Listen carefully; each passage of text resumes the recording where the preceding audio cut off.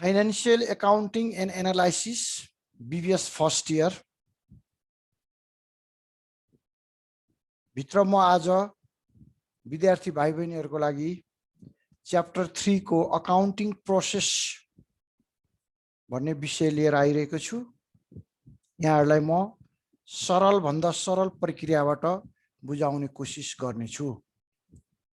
हामीले financial accounting and analysis को chapter 3 भित्र अकाउन्टिङ प्रोसेस भित्र हामी लर्निङ अब्जेक्टिभ मा concept and types of accounting event of business, concept and type of source of document, accounting equation for analyzing and transactions, debit and credit and their rules, recording process of accounting event, concept, objective, limitation and preparation of trial balance, concept, importance, limitation and types of subsidiary books, concept of single, double and triple column cash book study गर्ने छौं। यो हामीलाई accounting chapter 3 को accounting process भित्र रहेको छ र यस मध्येबाट म थ्योरीको जानकारी गराउने छु। अब हामीलाई सबैभन्दा पहिला रिभ्यू अफ थ्योरेटिकल कन्सेप्टमा डिफाइन लेजर एन्ड अकाउन्ट्स भनेको छ। लेजर र अकाउन्ट्स भनेको के हो, लेजर र अकाउन्ट्स भनेको के हो भन्ने कुराहरु तपाईहरुलाई म यहाँ बुझाउने कोसिस गर्ने छु। यो एउटा लेजर, अर्को accounts. Ledger are the books, file, hard drive or other any devices which contain the various individual account. Each account having some nature is put together into a ledger. For example, an expenses ledger contain different expenditure accounts like rent, salary, depreciation, etc. Assets ledger may contain hand account, building account and so on. भनेपछि laser भन्नाले चाहिँ हामीले के बुझाउँदछ भने कुनै पनि हामीलाई asset सम्बन्धी अकाउन्टहरु बन्यो भने, लायबिलिटी सम्बन्धी अकाउन्टहरु बन्यो भने, हामीले थुप्रै हेडिङ एक्सपेन्सेसहरु अकाउन्ट बन्यो भने, क्यापिटलहरु अकाउन्ट बन्यो भने, लोन अकाउन्टहरु बन्यो भने हामीलाई धेरै अकाउन्टहरु बन्दछ। त्यो अकाउन्टहरुलाई बनिसकेपछि त्यसको एउटा लेजर फर्मेटमा हामी त्यो अकाउन्टलाई राख्दछौं अनि त्यसपछि त्योसँग सम्बन्धित ट्रान्ज्याक्सनहरु त्यही अकाउन्टमा गएर बस्दछ। त्यसले गर्दा हामी त्यसलाई समग्रमा चाहिँ लेजर भन्दछौं। अकाउन्ट भन्नाले चाहिँ के बुझिन्छ हेर्नुस् है त। Account are the systematically recorded accounting record which are used to accumulate monetary amount for each item like assets, liabilities, हेर्नुस् त assets सँग सम्बन्धित, त्यसपछि liabilities सँग दायित्वसँग सम्बन्धित, shareholder equity सँग सम्बन्धित, equity, income आयसँग सम्बन्धित, expenses or dividend सँग सम्बन्धित. They are the basic recording unit for each element in the financial statement.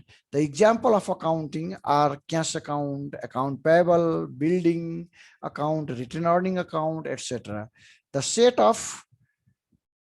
of account may differ in company to company according to nature of their business. Account भनेको चाहिँ तपाईले कसरी बुझ्नुस् भने एउटा heading हो। हेर्नुस् यो एउटा हेडिङ हो। कुनै पनि एउटा हेडिङ एउटा अकाउन्ट चाहिँ एउटा हेडिङबाट बन्छ। हामीले स्पेशल यसलाई यसरी बुझ्नुपर्छ। अकाउन्टलाई चाहिँ एउटा हेड जस्तै रेन्ट एउटा अकाउन्ट हो, स्यालेरी एउटा अकाउन्ट हो, जस्तै क्यापिटल एउटा अकाउन्ट भयो, भेहिकल अर्को अकाउन्ट भयो, जस्तै डिभिडेन्ड अकाउन्ट भयो। कुनै पनि हेडिङ एउटा हेडिङ बन्छ, एउटा टाइटल बन्छ भने त्यो अकाउन्ट हो। त्यसले गर्दाखेरि अनि त्यो अकाउन्टहरुको समग्र रूप चाहिँ फेरि के हो त लेजर हो। यसरी अकाउन्ट र लेजरको परिभाषा बुझ्नुलाई सजिलो हुन्छ। अब म तपाईहरुलाई अर्को नेक्स्ट क्वेशनमा लान्छु। अर्को नेक्स्ट छ तपाईहरुको के छ भन्दाखेरि write short notes on debit and credit लाइन्छ। यो पनि डेबिट र क्रेडिट भनेको के हो भनेर बुझाउने प्रयास गरिएको छ। यहाँनिर डेबिट र क्रेडिट के हो भनेर बुझाउने प्रयास गरिएको छ। यो डेबिट र क्रेडिट बुझ्नु होला। हेर्नुस् है त डेबिट र क्रेडिट के हो त respectively. Under double entry bookkeeping system, There always exists twofold effect in every transaction. According to this principle, two sides of any account are equally affected due to any business transaction. This is also called dual aspect principle or principle of duality. Thus, in accounting, the twofold effect is expressed in one side as debit and another side is credit. Every ledger account are named by debit and credit. The debit is the name given to represents the left-hand side of any ledger account, whereas the credit is the name given to represent the right-hand side of the same ledger account. It also indicates the transaction amount that has been debited and credited due to any exchange. Debit and credit are shortly expressed as DR dot and CR dot respectively. Simple भाषामा भन्नु पर्दा debit र credit भनेको के हो भन्दाखेरि give and take है, give and take तपाईलाई यसरी सजिलोको लागि give and take that is exchange हैन, दैट इज एक्सचेन्ज भन्छौं। अनि एक्सचेन्जमा where is involve of money को इन्भल्भमेन्ट हुन्छ, यहाँ मनी को इन्भल्भमेन्ट हुन्छ, दैट इज फाइनान्शियल ट्रान्जेक्सन। अनि त्यो फाइनान्शियल ट्रान्जेक्सन भित्र चाहिँ one side is debit, another side is credit. Left hand side is debit and right hand side is credit. It's यति debit and credit. Give and take हेर्नुस् है त, give and take लिने र दिने, त्यसलाई हामी एक्सचेन्ज पनि भन्छौं। त्यसपछि where is involvement of money, त्यो भित्र मनी को इन्भल्भमेन्ट हुनुपर्छ। यदि मनी को इन्भल्भमेन्ट हुन्छ भने त्यसलाई हामी फाइनान्शियल ट्रान्जेक्सन भन्दछौं। यदि जहाँ फाइनान्शियल ट्रान्जेक्सन हुन्छ त्यहाँ डेबिट र क्रेडिट हुन्छ। अनि डेबिट र क्रेडिट जहिले पनि इक्वल बेसमा बस्छ। हामीलाई डुअल एस्पेक्ट पनि भन्छौं, किनभने every debit must have to equal an corresponding credit, every credit must have to equal an corresponding debit. Debit र क्रेडिट जहिले पनि बराबर हुन्छ, यो बराबर हुने रुलबाट चल्दछ र जहिले पनि लेफ्ट साइडमा डेबिटलाई लेखिन्छ भने राइट साइडमा क्रेडिटलाई लेखिन्छ।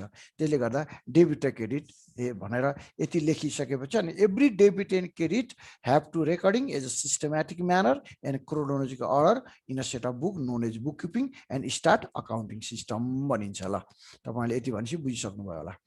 अब तपाईहरुलाई ढिलो नगरिकन डेबिट र क्रेडिट बुझाइसकेपछि अब अर्को छ तपाईहरुलाई what is double entry system. हेर्नुस् त के डबल एन्ट्री सिस्टम भनेको के हो त भने डीआर र सीआर बराबर हुने सिस्टम। डेबिट र क्रेडिट जहिले पनि इक्वल हुन्छ, DR must have to equal an. हेर्नुस् त यस्तो हुन्छ, तपाईलाई म यहाँ देखाइदिन्छु।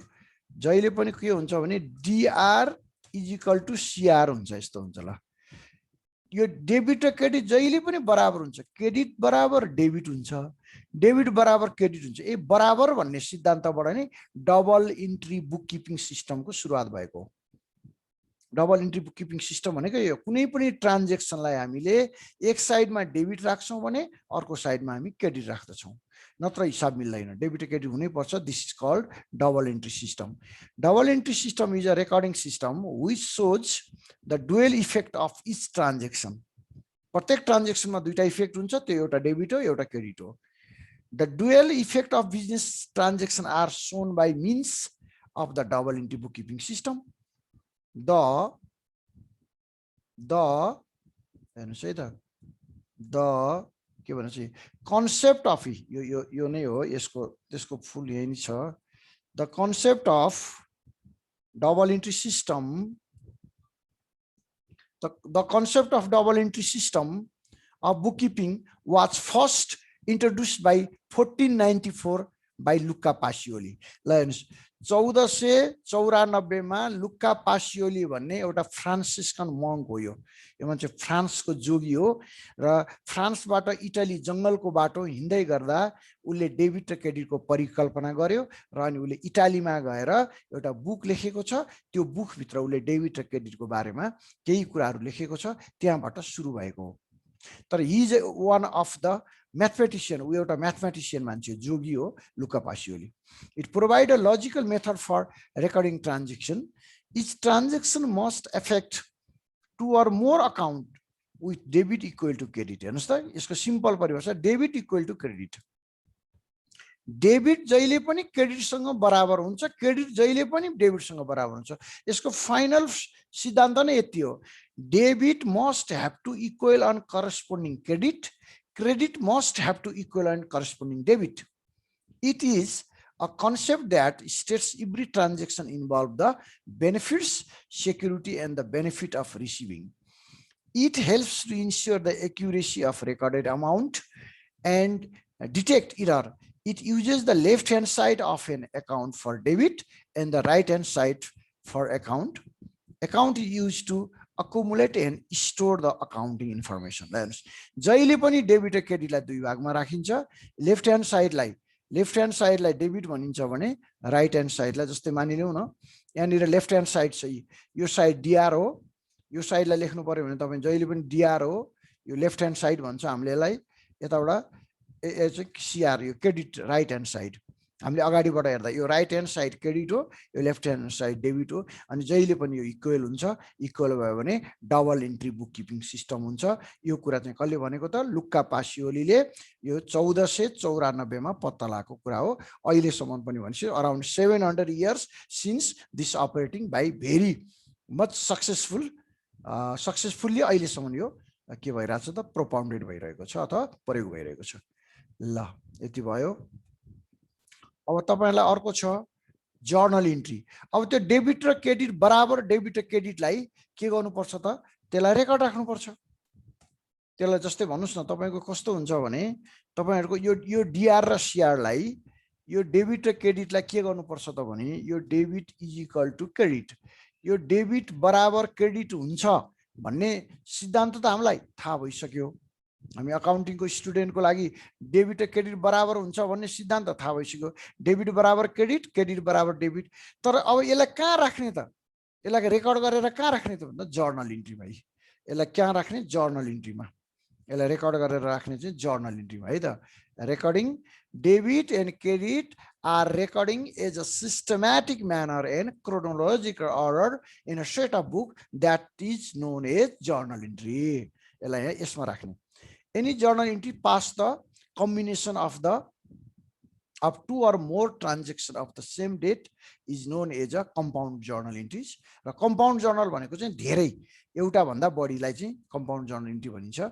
However, all and sundry entries cannot be grouped to form a compound entry.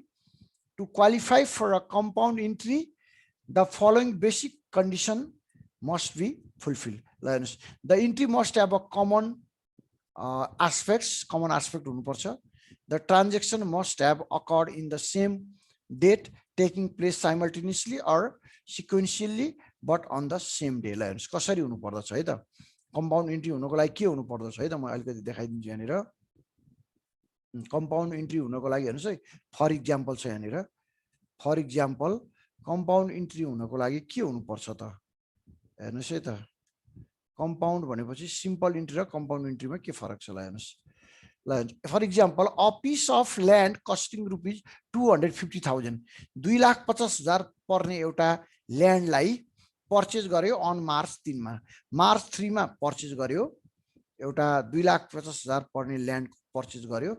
By paying cash 2 lakh, पैसा चाहिँ 2 लाख तिरेको छ, cash goes out 2 lakh and remaining issue 500 share of rupees 100 each. 500 रुपियाँ पर्ने 100 रुपियाँको चाहिँ शेयर दिएको छ।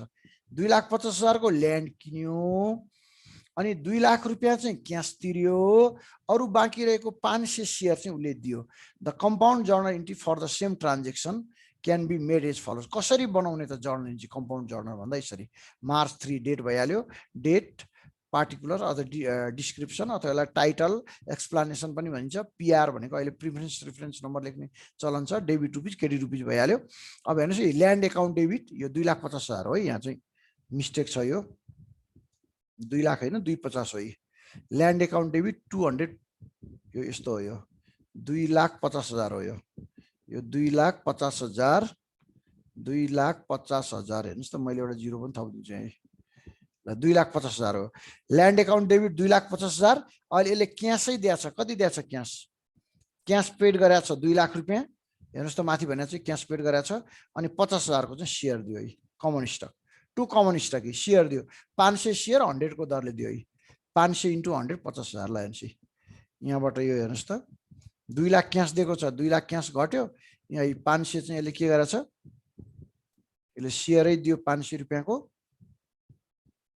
500 into 100 को दरले 50,000 को सेयर दियो त्यसले गर्दा 50,000 भयो यसलाई कम्पाउन्ड जर्नल भनिन्छ अब हामीले के गर्ने यति पछि यसलाई न्यारेसन लेख्ने for the purchase of land by paying rupees 200,000 in cash and remaining issuing 500 share of rupees 100 each 500 रुपैयाँको दरले हेर्नुस् है त यहाँ टोटल जोड्नुस् नभए 500 रुपैयाँको दरले एट द रेट अफ 100 कति भयो 500 100 गर्दाखेरि 50,000 भयो 50,000 को यसले सेयर दियो 2 लाख को क्यास दियो 2 लाख पैसा दियो भने चाहिँ कति भयो 2 लाख को चाहिँ क्यास तिर्यो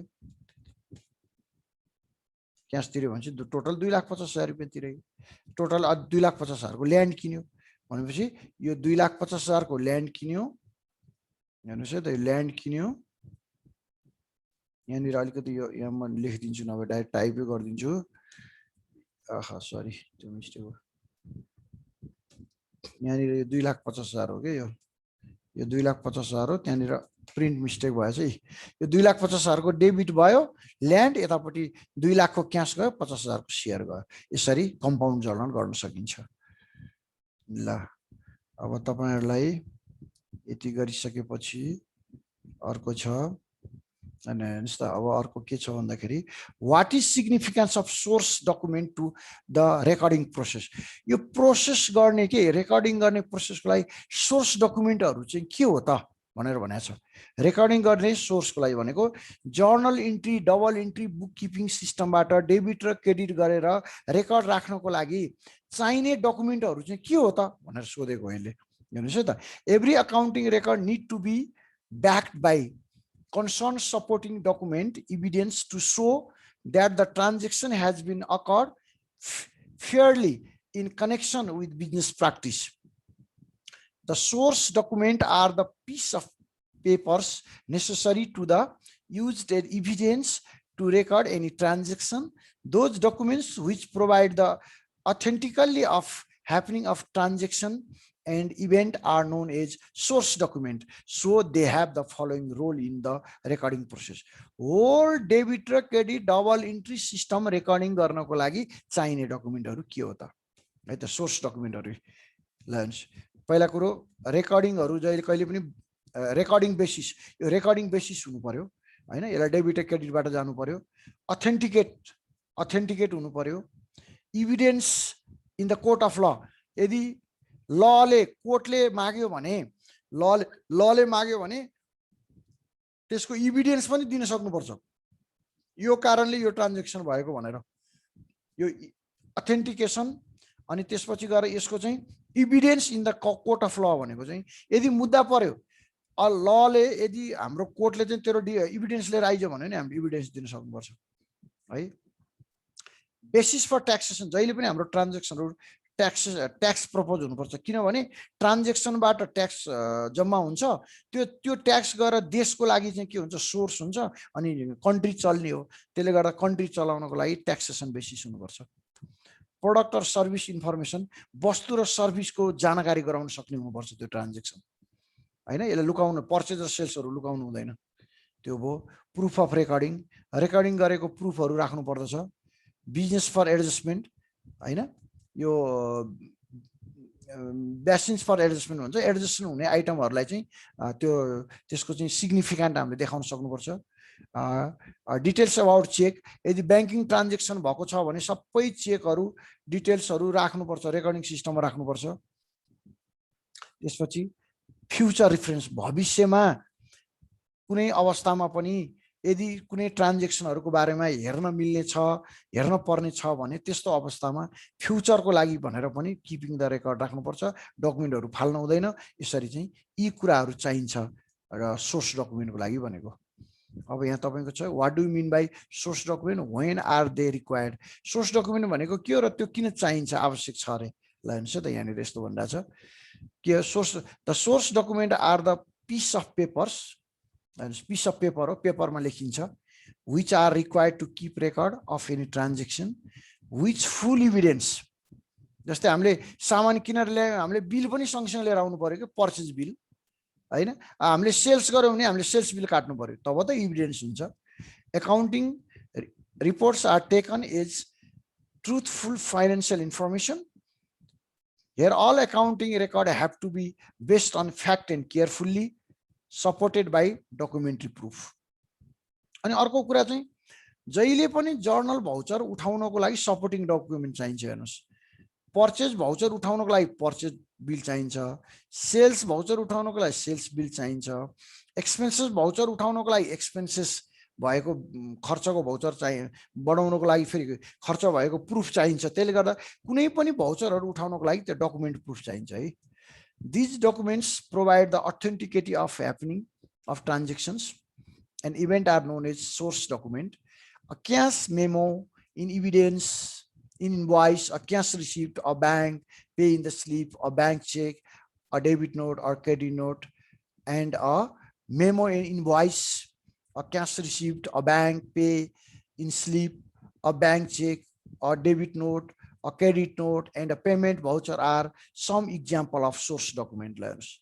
Source document को उदाहरण भनेको यही नै हो भनेको मतलब पर्चेज गर्दा पर्चेज बिल चाहियो सेल्स गर्दा सेल्स बिल चाहियो क्याश रिसिभ गर्दा क्याश रिसिभ चाहियो हैन बैंक ट्रान्ज्याक्सन भएको छ भने चेक बुक चाहियो अथवा बैंकमा पैसा डिपोजिट गरेको छ भने डिपोजिट चाहियो डिपोजिट भाउचर चाहियो भनेको सोर्स डकुमेन्ट भनेको चाहिँ रेकर्ड हुनुपर्छ के त्यो कुराहरु गरेको है यसले भनेको अब what are the various subsidiary book use in accounting धेरै सब्सिडियरी बुकहरु हुन्छन् कतिपय डेबिट क्रेडिट गर्ने अवस्थामा धेरै बुकहरु युज भएको हुन्छ जस्तै purchase book only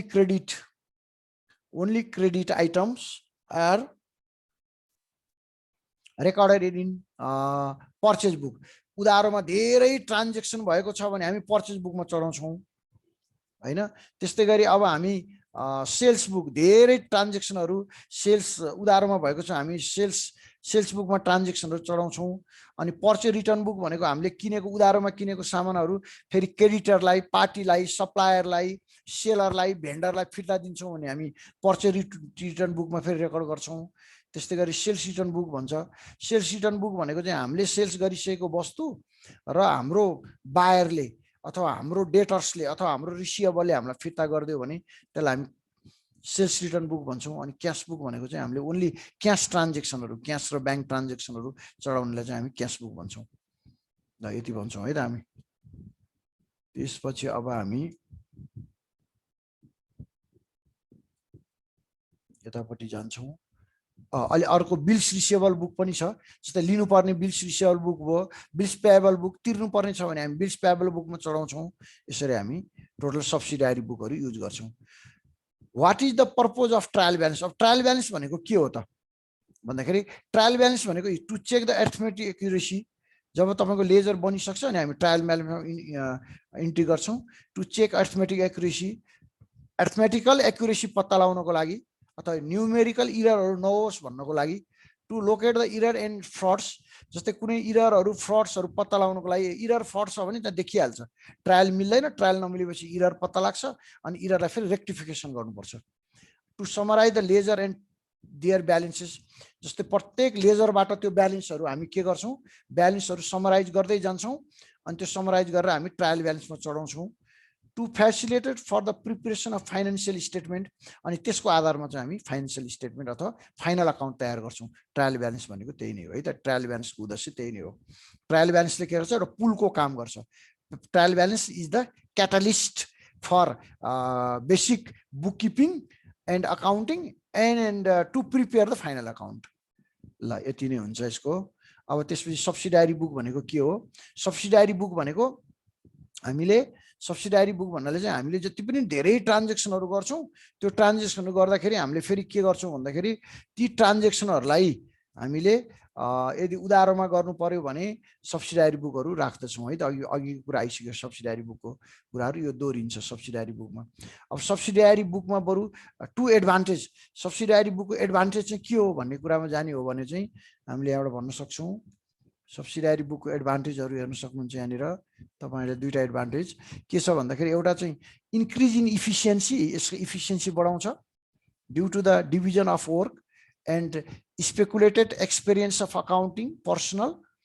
The system for subsidiary books help to increase efficiency and thereby decrease in operating cost. ल हेर्नुस्, यसले operating cost घटाउँछ र यसले सेल्स बढाउँछ है। सब्सिडियरी बुकले तपाईको चाहिँ के हुन्छ, सेल्स बढाइदिन्छ अनि सेभिङ इन टाइम पनि सेभिङ गर्छ। ल हेर्नुस्, subsidiary books avoid the needs of preparing journal entries a particular accounting work in carried by the staff who is familiar with his work. This situation eliminates the possibility of work is carried by the staff who is familiar with his work. The situation eliminated the possibility of confusion and unnecessary delay in the work. किनभने प्रत्येक ट्रान्जेक्सनलाई journal entry बनाउनु पर्छ, तर subsidiary बुकले zip गरिदिन्छ के journal एन्ट्रीहरुलाई। सबै journal entry subsidiary बुकमा गएर अटाउँछ अनि त्यसपछि सब्सिडियरी बुकको एउटा जर्नल एन्ट्री भन्छ, एउटाले नै हामीले धेरै काम गर्न सक्छौं। त्यसले गर्दाखेरि सब्सिडियरी बुक भेरी इम्पोर्टेन्ट। अब अर्को इम्पोर्टेन्ट कुरा छ यहाँनिर के छ भन्दा difference between cash discount and trade discount. Cash discount र ट्रेड डिस्काउन्टमा के फरक छ भनेर सोधा छ। क्याश डिस्काउन्ट जहिले पनि क्याश लिने दिने गर्ने, क्याश सेटलमेन्ट हुने बेलामा हुन्छ क्याश डिस्काउन्ट। हेर्नुस् है, क्याश डिस्काउन्ट जहिले पनि। र ट्रेड डिस्काउन्ट भनेको चाहिँ बिल प्राइजमा हुन्छ है। बिल प्राइजमा तपाईले कुनै पनि सामान किन्दै हुनुहुन्छ भने बिलमा घटाउनुहुन्छ भने चाहिँ ट्रेड डिस्काउन्ट हुन्छ, तर क्याश लिनदेन गर्ने बेलामा घटाउनुहुन्छ भने चाहिँ त्यसलाई क्याश डिस्काउन्ट भन्छ। अब तपाईको यहाँ एउटा के छ, यसको यहाँनिर छ write in brief about the sales book. Sales book भनेको के हो रे? सेल्स बुक भनेको तपाईको ट्रान्जेक्सन बिक्रीको हुनु पर्यो, तपाईको ट्रान्जेक्सन उधारोको हुनु पर्यो। हेर्नुस् है, तपाईको ट्रान्जेक्सन सेल्सको हुनु पर्यो, तपाईको ट्रान्जेक्सन सेल्सको हुनु पर्यो, तपाईको ट्रान्जेक्सन सेल्सको हुनु पर्यो। हेर्नुस् है, यहाँ तीनटा कुरा छ। पहिला ट्रान्जेक्सन सेल्सको हुनु पर्यो, अनि त्यो ट्रान्जेक्सन इन ट्रेड हुनु पर्यो, र त्यो ट्रान्जेक्सन चाहिँ उधारोमा हुनु पर्यो। ल हेर्नुस्, गुड्स इन ट्रेड हुनु पर्यो, व्यापार गर्ने उद्देश्यले हुनु पर्यो, बिक्री हुने मानसिकता हुनु पर्यो अथवा मनसाय हुनु पर्यो अथवा अर्थ हुनु पर्यो।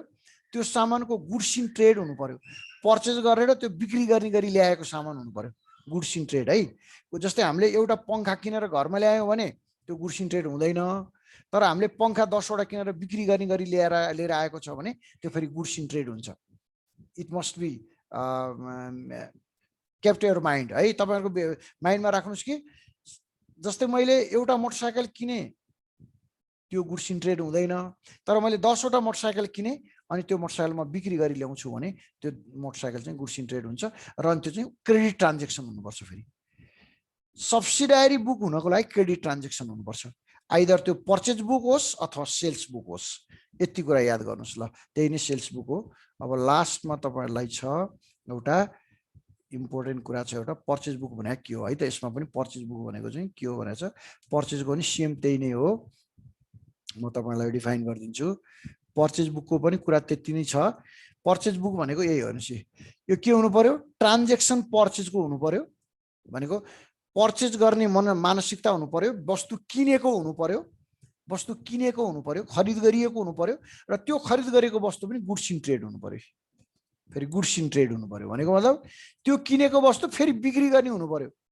त्यो किनेको वस्तु आफैसँग राख्ने एसेट्स पर्पज हुनु भएन। एसेट्स पर्पज भनेको मैले आफ्नै घरमा, आफ्नो फ्याक्ट्रीमा, आफ्नो अर्गनाइजेसनमा राख्छु भने चाहिँ एसेट्स पर्पज हुन्छ हैन। तर मैले कुनै पनि वस्तु किन्छु र त्यो वस्तुलाई नाफा खाएर बेच्छु भने त्यो गुड्स इन ट्रेड हुन्छ। अनि त्यो वस्तु फेरि के हुनु पर्यो, उधारोमा किनेको हुनु पर्यो। ल हेर्नुस्, उधारोमा किनेको हुनु पर्यो, त्यो वस्तु के हुनु पर्यो, उधारोमा किनेको हुनु पर्यो। The purchase must be on credit. तीनवटा, एउटा किनेको हुनु पर्यो, पर्चेज पर्पज हुनु पर्यो, एउटा गुड्स इन ट्रेड हुनु पर्यो, त्यो वस्तु किनेपछि त्यसलाई बेच्ने हुनु पर्यो, अर्को चाहिँ उधारोमा खरिद गरिएको हुनु पर्यो। त्यति गरिसकेपछि त्यसलाई हामी सब्सिडियरी बुक भन्छौं, अनि यसलाई हामी पर्चेज बुक भन्छौं, सेल्स बुक भन्छौं। यसरी हामीले थर्ड च्याप्टरमा रहेको एकाउन्टिङ फर एनालाइसिस, हेर्नुस् है त, एकाउन्टिङ तपाईहरुको छ यो बीबीएस फर्स्ट इयरको है, टीयू को बीबीएस फर्स्ट इयरको नयाँ कोर्स हो, न्यू सिलेबस 2077 सालदेखि लागू भएको हो। यो फाइनेन्शियल एकाउन्टिङ एन्ड एनालाइसिस भन्ने सब्जेक्ट बीबीएस फर्स्ट इयर 2077 सालदेखि न्यू सिलेबसको च्याप्टर नम्बर 3 मा रहेको एकाउन्टिङ प्रोसेस भित्रको थ्योरी पोर्सनहरु मैले आज यहाँ भाइ बहिनीहरुलाई जानकारी गराएँ। यो भिडियो फ्रुटफुल हुनेछ भन्ने मैले आशा लिएको छु र यसबाट कुनै पनि यदि बुझ्नु भएको छैन भने फेरि तपाईले रि गरेर पनि यसलाई हेर्नु होला, बुझ्नु होला र मैले अरु प्र्याक्टिकल भिडियोहरु पनि लिएर आउने नै छु भन्दै म आजलाई यहाँहरुबाट बिदा लिन्छु।